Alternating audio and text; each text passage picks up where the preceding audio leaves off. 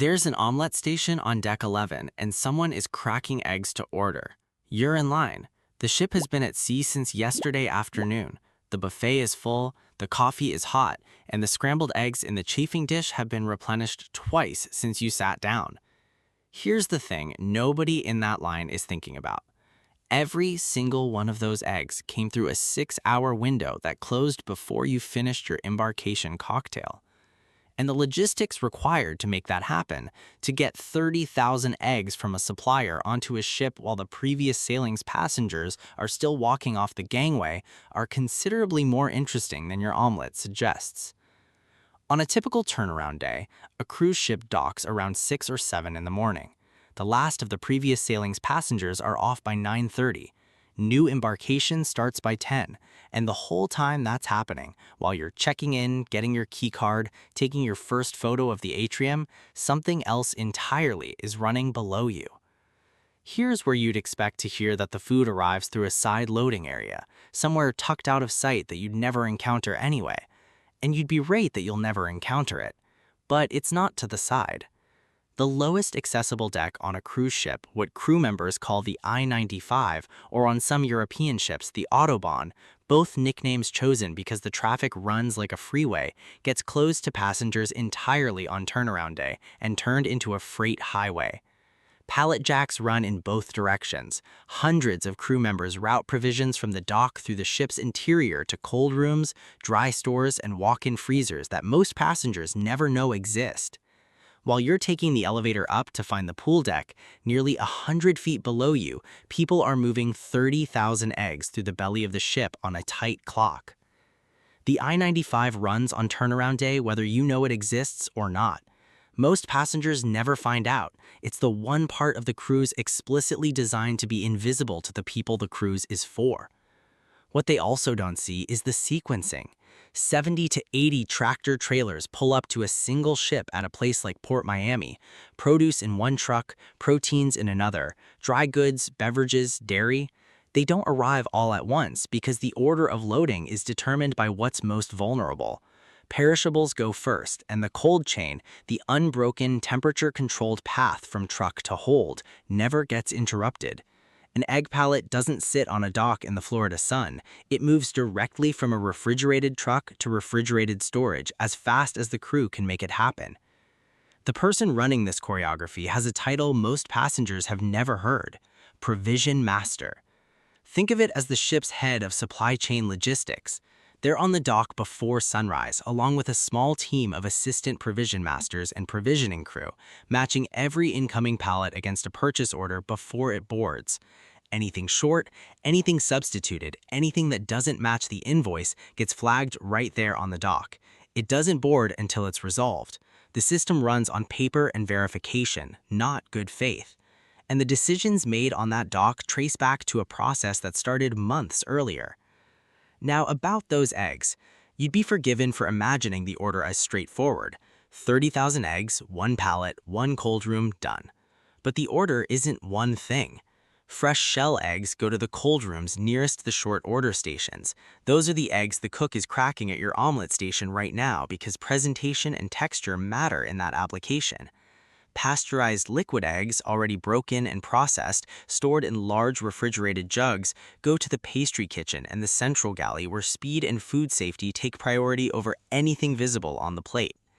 And powdered eggs live in the dry store as a hedge against the day a supplier comes up short.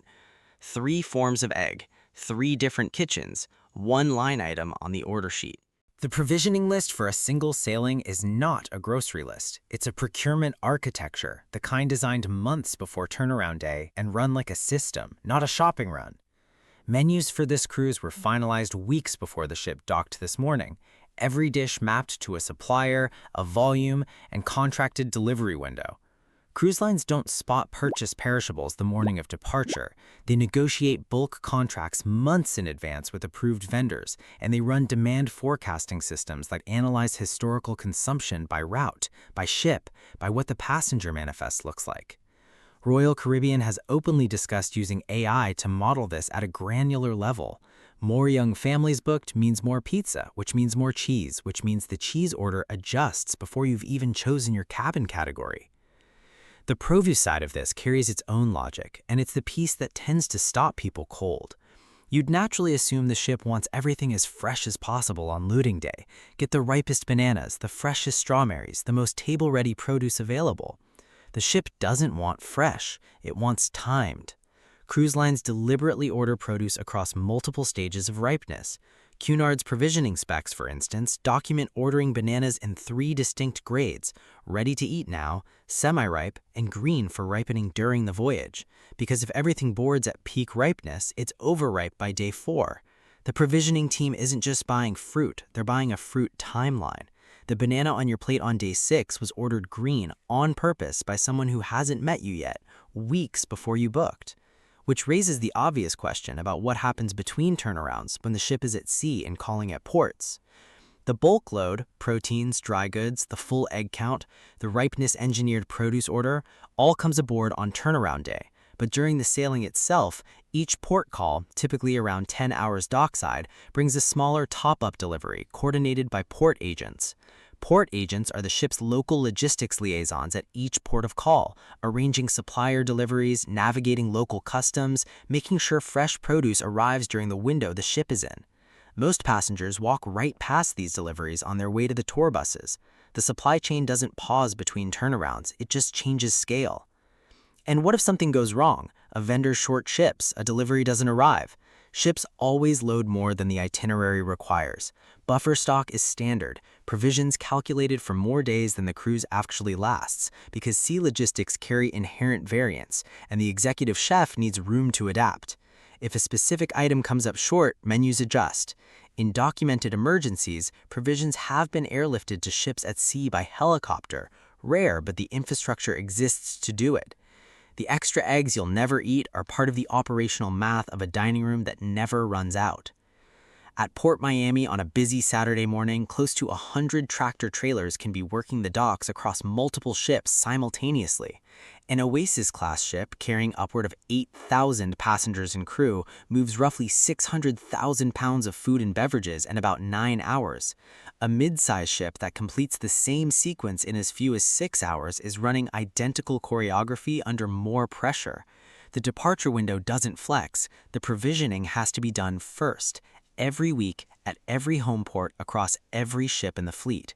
So the next time you're standing in an embarkation line that's moving slower than you'd like, there's a decent chance someone several decks below you is still matching invoices on a pallet that arrived slightly off count, holding the line until the numbers are right, because that's exactly how the system is supposed to work. When the ship finally pulls away from the dock late in the afternoon, it looks from the upper rail like a clean departure. Water, horizon, the port skyline getting smaller, nothing complicated, just a ship leaving. Nearly 100 feet below, in the sealed cold rooms and locked dry stores, the Provision Masters team is already filing the voyage and inventory report. The I-95 is quiet. The pallet jacks are stowed. Next Saturday's order is due in less than 2 weeks. That omelet this morning wasn't a buffet item.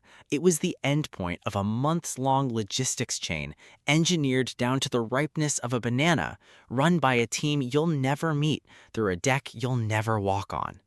It's not breakfast, it's the invisible infrastructure that makes every visible part of the ship work.